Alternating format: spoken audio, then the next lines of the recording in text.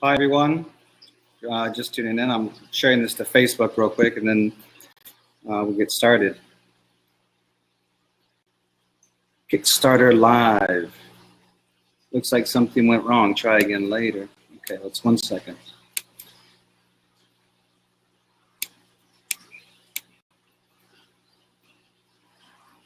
Hi, Mom. Let's see if this Facebook Live works too. Can you hear me okay?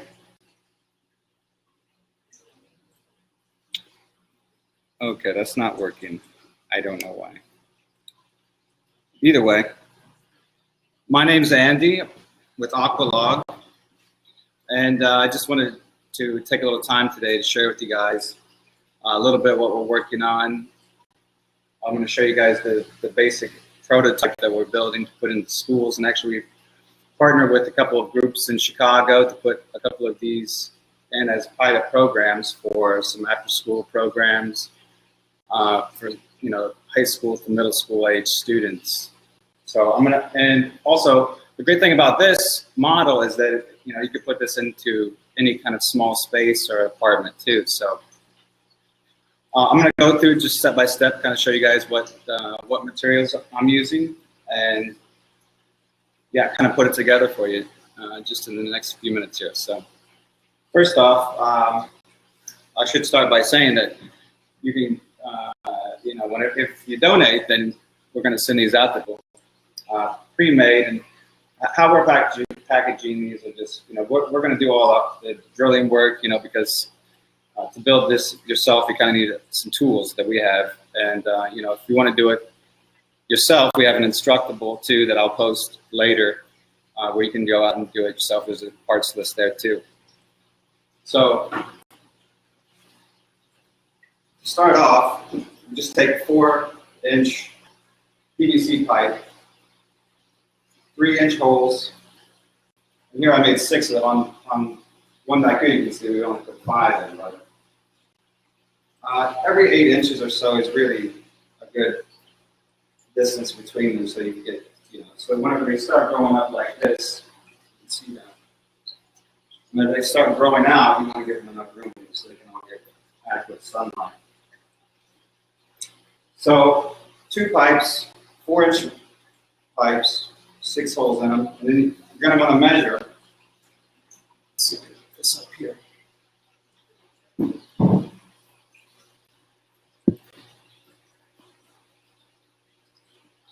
Right, so depending on what container, what plastic container you get, and I like to keep it clear so you can look at the fish whenever you put the fish in there.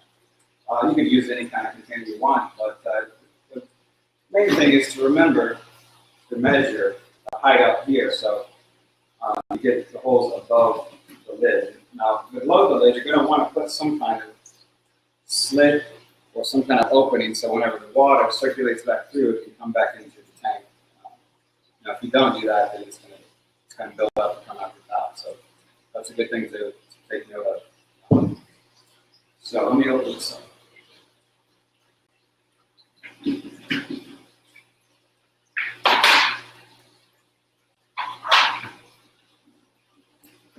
So what we've got in here, you're going to need a basic aquarium type pump. This one's 120 volts, and it has a rating of 370 gallons per hour, which is more than enough. The main thing to note is just the max lift. On this one, it's 7.54 inch or feet rather. So this is about 5 feet tall. The whole system, whenever you use these 5 feet tall pipes. So this one's more than enough, and you can get this for like $15. So first off, you got the lid. You got to cut holes in this lid here. Just how we do it is we just put it right on top, mark around it with a marker, and then use a jigsaw to cut those out.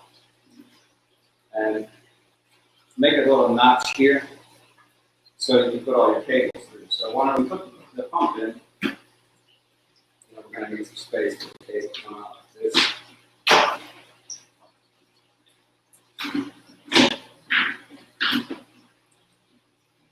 that.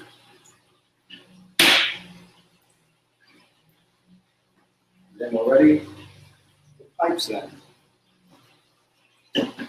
One note also, when you're choosing a container, this container choice is pretty much the most, the choice you really need to pay attention to, because the rigidity of this lid is going to determine whether or not this thing works or not. It really, the lid has got to be pretty rigid, and you can tell, from one to the next. One's flimsier, and usually you can find one that's pretty solid. This one I like because it's tall, compact, and it's got a rigid lid.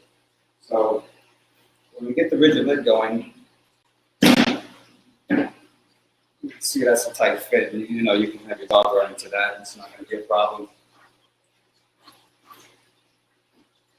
Okay. Put the other one in.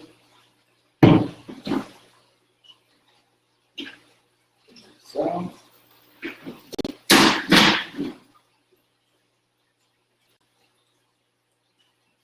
Okay. Next step was just some basic PVC, half-inch PVC pipe. You can find all the stuff you can find just at Menards, any kind of hardware store, your local hardware store, or reuse store. We like to reuse and repurpose everything we can. So a lot of this, we have partnerships with reuse shops around town. People donate, they're not using this or that thing anymore. You can repurpose.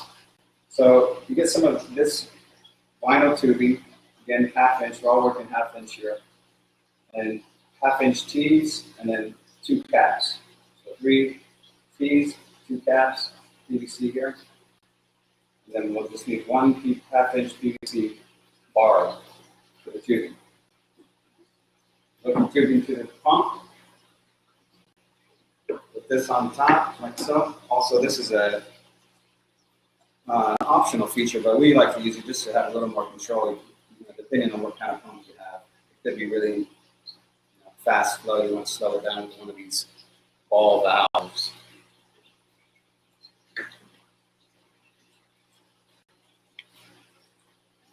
And that's basically it as far as construction. So you need to plug the pump in. And another thing, if you have a cooler environment, you're going to want to make sure that your tiny aquarium here is heated properly. So, if it's below 70 in your room, you might need a heater, and depending on what type of fish you use. So, for instance, we use goldfish in this model. 2 goldfish we got for like 60 cents, and they like it warmer, so we put a little aquarium heater in there, and that's about $10 too. So when you go to start the system up, you're going to want to put the fish in immediately, right? So the sooner you get the fish in and start the cycle, the sooner you're going to get the bacteria, the beneficial bacteria, converting the ammonia waste coming from the fish into nitrite, and then in turn into nitrate, which is what you're going to want for the plants. And the plants filter that out and return it back to the fish. But there's a cycling period where you've got to build up this beneficial bacteria, right? So as soon as you get this started, the better. And over the course of a month, the beneficial bacteria will start to plateau and increase, and and the toxic ones will go down. And I can talk more about that offline if anybody's interested in that process. So next step will be to start your seeds at about the same time when you start cycling. And that way, 2-3 weeks later, you got your seedlings, and they're ready to go. And what we like to do is reuse as much as possible, like I said. So we got just some plastic bottles out of the garbage. Actually, we got these out of the back alley because I don't usually buy plastic bottles. But we're reusing this. You just cut the top off, score it, put some slits in, and make sure that you got slits on both sides, top and bottom. So whenever the roots start growing, they'll come out to the bottom, but also whenever it starts flowing, it'll be able to flow all the way through. So as you can see here, this is let's see, make sure you can see everything.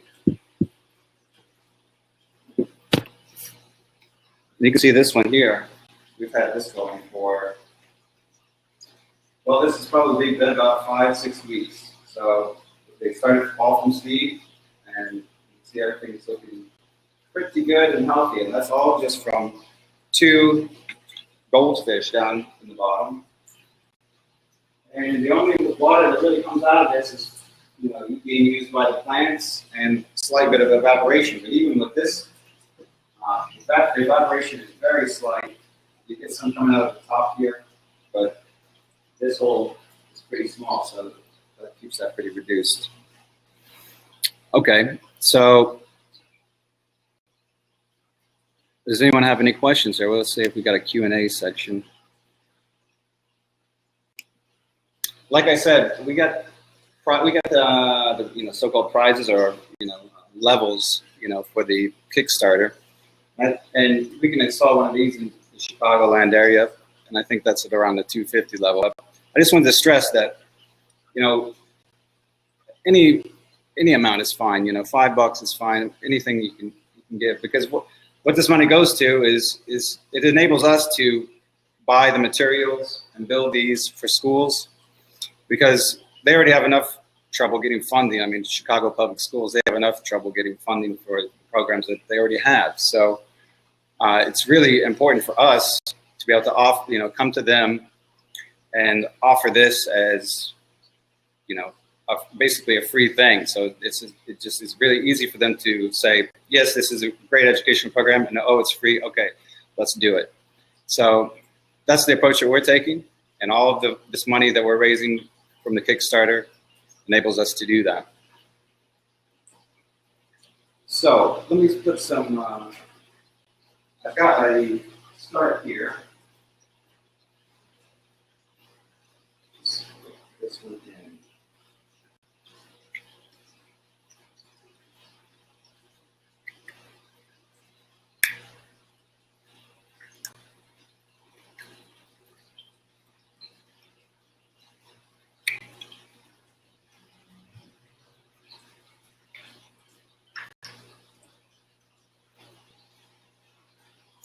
Another note for the system, guys, is the lighting situation, right? So here in the shop, we've got a great southern exposure. We get light, a good portion of the day. So whenever you install this in your apartment or wherever it may be, even if it's on your deck, you want to point it south. That way you can reduce costs. You don't have to buy a light.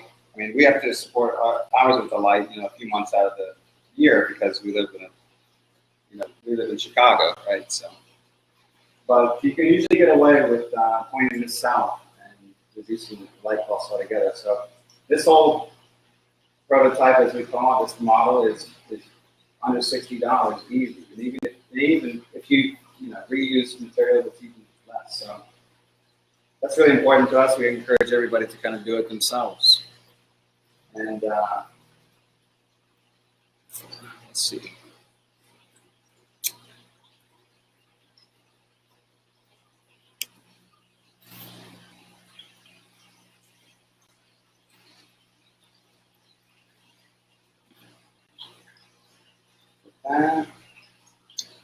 Here. Yeah, I guess that's it. I mean, other than feeding the fish, that's the only inputs into this system. The only inputs here, I put some of this special goldfish food in about 3 times a day, because I don't know about you, but I like to eat 3 times a day. So I like to feed the fish the same way. They like it, they prefer that, it's healthier for them. And there is one output too. I mean, this system is typically, aquaponics is typically, they call it closed loop system is usually what people refer to it as, but it's an almost closed loop system. For instance, what I was just saying with the food, that's one input is needed. There's also one output, which is the solid waste, which we have to quarantine, we have to clean it out. So in this system particularly, we'll have to just treat this just as we would a normal aquarium. So at some point, usually about a month or two, get in there and siphon out the solid waste, because the better, it means the quicker we can siphon out the solid waste, the better off we are. Because whenever this dissolves, this solid stuff does dissolve into the water, it becomes muck, and you can't get it out. It remains in the system until you replace the water, or the plant's roots will start getting dumped up because they're natural filters also. So you've got to get the waste out, and that's a broader kind of problem in the world, waste management. This system does really good with waste management as a whole, considering that most of the fish, toxic fish waste, from the gills and urinary output, that's all broken down, whereas it would be pollution somewhere else. And it provides a fertilizer for the plants naturally, whereas if we had, say for instance, the aquaponics system, we screw up and we got all these fertilizers and we just wash them down the toilet, that's polluting our water, and we've only got a finite amount of this on the planet. So I'd like to thank everybody for tuning in, and our Kickstarter is just getting started, but it's fairly quick. Probably got another 25 days or so. So if you've enjoyed this, let me know. And if you got any questions, also let me know. Okay. Well, thank you. Hey guys.